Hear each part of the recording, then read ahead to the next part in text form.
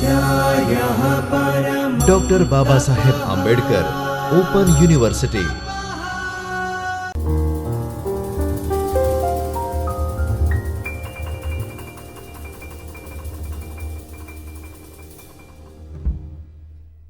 નમસ્કાર વિદ્યાર્થી મિત્રો, ડૉક્ટર બાબા સાહેબ આંબેડકર ઓપન યુનિવર્સિટીના ચૈતન્ય સ્ટુડિયોમાં હું ડૉક્ટર રામકો ભેડા આપ સૌનું હાર્દિક સ્વાગત કરું છું.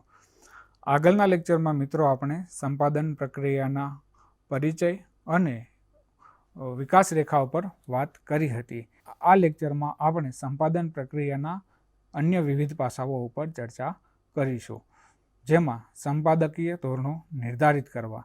હવે સંપાદકીય ધોરણો નિર્ધારિત કરવા એટલે શું? આ પ્રશ્ન આપણા મનમાં સામાન્ય રીતે ઉદ્ભવતો હોય છે. તો આ પ્રશ્નનો જવાબ આપવા માટે આપણે જોઈએ તો કોઈપણ કાર્ય કરવા માટે કોઈપણ સંસ્થાના અલગ અલગ ધોરણો હોય છે, નીતિ નિયમો હોય છે, રીત રિવાજો હોય છે, જેને નિર્ધારિત કરવા માટે ઘણા બધા કાર્યોના અનુભવ પછી, ઘણા બધા વર્ષોના અનુભવ પછી આવા ધોરણો નિર્ધારિત થતા હોય છે અને અમલી બનતા હોય છે. તો સંપાદક માટે પણ આવા ધોરણો ઘડવા અને તેનું પાલન કરવું જરૂરી હોય છે.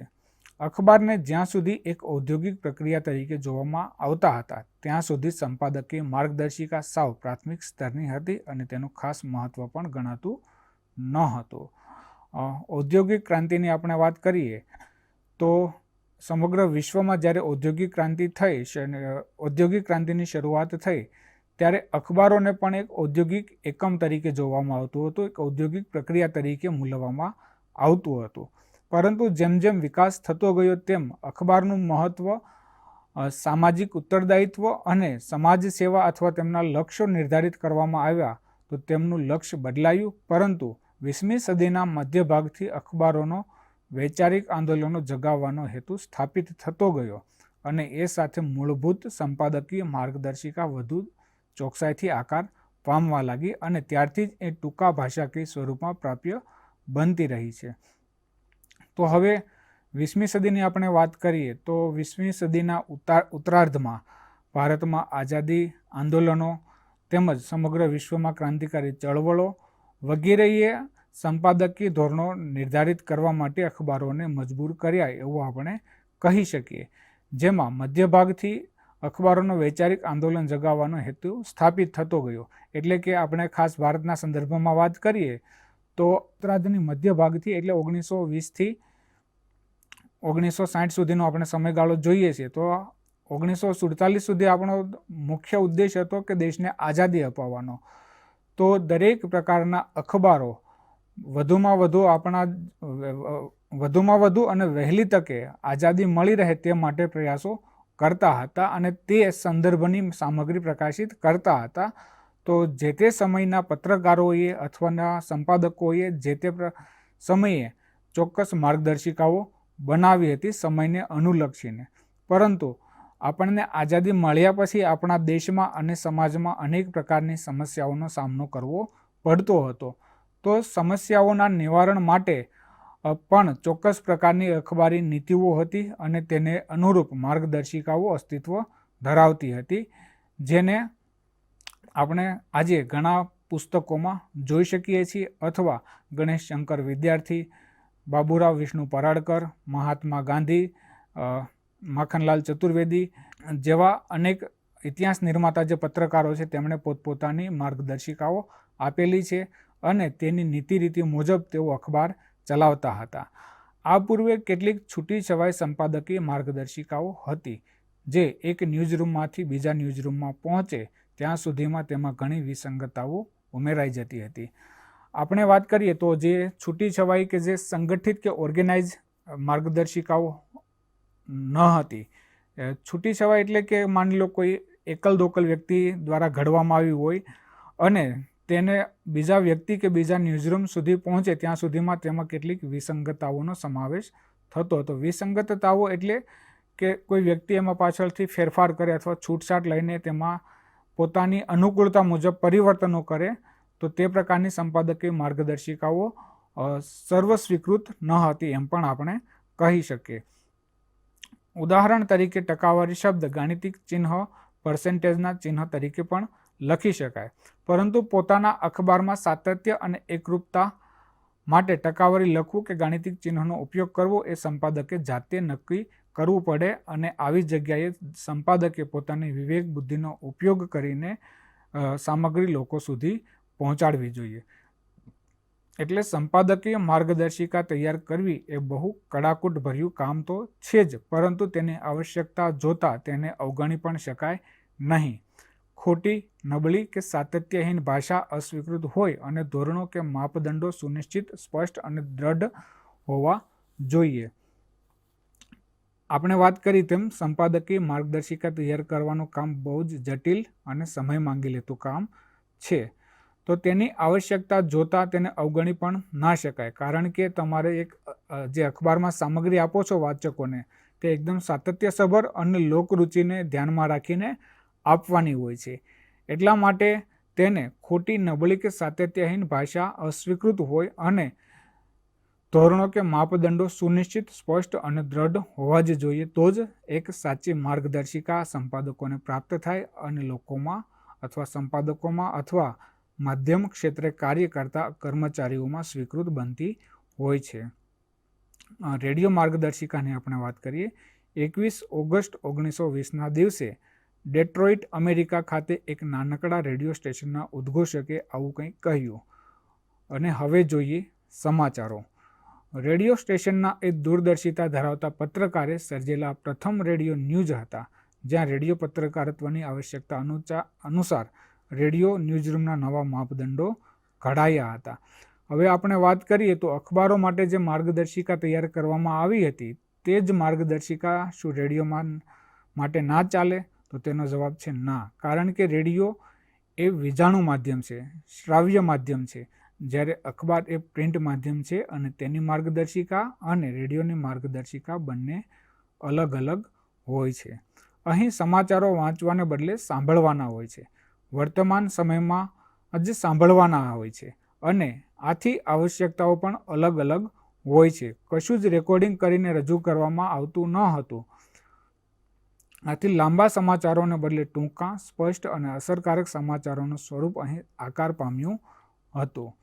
અખબારમાં જે સ્થાન લેઆઉટનું હોય છે તે જ સ્થાન રેડિયોમાં ઓડિયો ક્યુનું હોય છે. અખબારોમાં જોડણી અને વ્યાકરણ મહત્વપૂર્ણ હતા, જેનું રેડિયોમાં સ્થાન બિલકુલ ન હતું, પરંતુ અહીં ઉચ્ચારોની સ્પષ્ટતા અને અવાજનું વિશેષ મહત્વ હોય છે. તેથી રેડિયો માટે પણ અલગ માર્ગદર્શિકાની જરૂર પડતી હોય છે.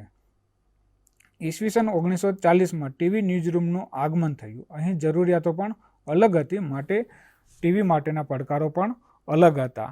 આ શ્રાવ્ય સાંભળી શકાય તેવું ઉપરાંત દ્રશ્ય જોઈ શકાય તેવું પણ માધ્યમ છે અને વળી જે તે સમયે અહીં લાઈવ સમાચારો આપવાનો પણ ધારો અસ્તિત્વમાં આવ્યો હતો.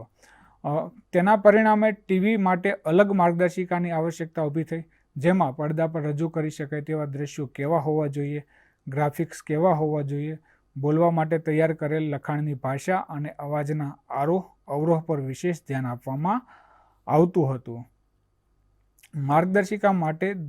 માર્ગદર્શિકા દરેક માધ્યમ માટે અનન્ય હોય છે. દરેક માધ્યમની પોતપોતાની આવશ્યકતા હોય છે. અખબારમાં ભાષા અને તસવીરો માટે અલગ પ્રકારની જરૂરિયાત હોય છે. તેમાં ફોન્ટની સાઇઝ, આકાર કે કદ, રંગો, મથાળા તેમજ પેટા મથાળાની પદ્ધતિ વગેરેના આધારે અખબારની એક નિશ્ચિત છબી આપણા મન ઉપર તૈયાર થતી હોય છે. તેની સામે રેડિયો અને ટીવીમાં બોલાતા શબ્દોની ભૂમિકા વધુ મહત્વની હોય છે, જેની છાપ આપણા મગજ ઉપર અલગ રીતે ઉભરી આવતી હોય છે. ઉપરાંત પડદા પર રજૂ થતા દ્રશ્યો, ગ્રાફિક્સ પણ મહત્વપૂર્ણ હોય છે. ઉદ્ઘોષક દ્વારા બોલાતા સમાચારોનું લેખન પણ એવી રીતે થવું જોઈએ કે જે બોલવા માટે વધુ અનુકૂળ હોય, ટૂંકું છતાં અસરદાર હોય.